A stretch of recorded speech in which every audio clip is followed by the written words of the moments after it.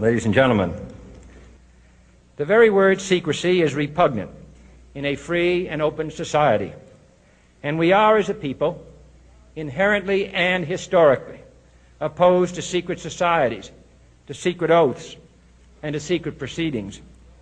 We decided long ago that the dangers of excessive and unwarranted concealment of pertinent facts far outweighed the dangers which are cited to justify it. Even today, there is little value in opposing the threat of a closed society by imitating its arbitrary restrictions. Even today, there is little value in ensuring the survival of our nation if our traditions do not survive with it. And there is very grave danger that an announced need for increased security will be seized upon by those anxious to expand its meaning to the very limits of official censorship and concealment. That I do not intend to permit to the extent that it's in my control. And no official of my administration, whether his rank is high or low, civilian or military, should interpret my words here tonight as an excuse to censor the news, to stifle dissent, to cover up our mistakes, or to withhold from the press and the public the facts they deserve to know.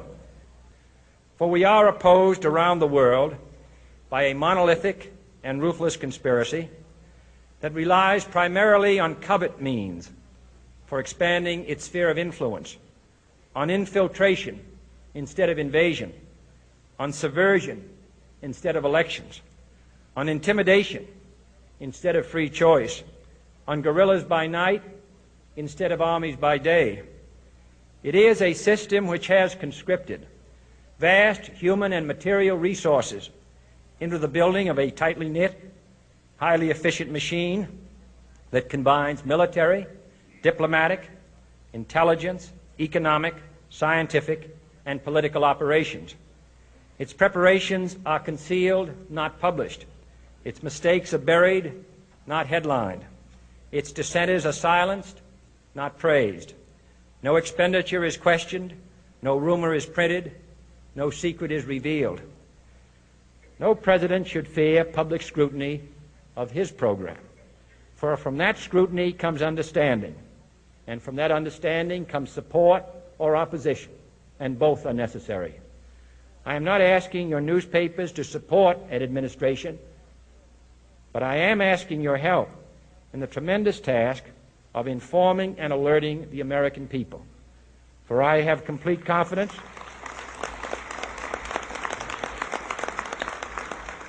in the response and dedication of our citizens whenever they are fully informed. I not only could not stifle controversy among your readers, I welcome it. This administration intends to be candid about its errors. For as a wise man once said, an error doesn't become a mistake until you refuse to correct it.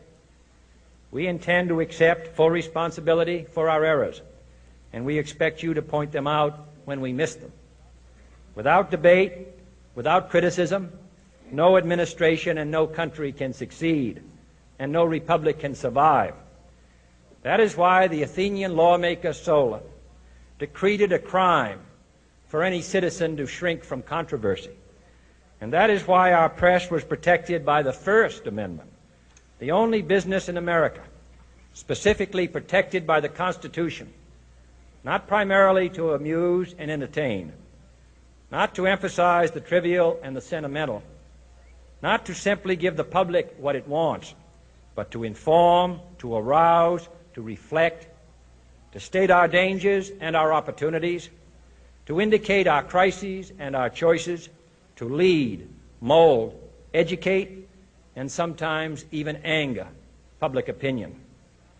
This means greater coverage and analysis of international news, for it is no longer far away and foreign, but close at hand and local. It means greater attention to improved understanding of the news, as well as improved transmission.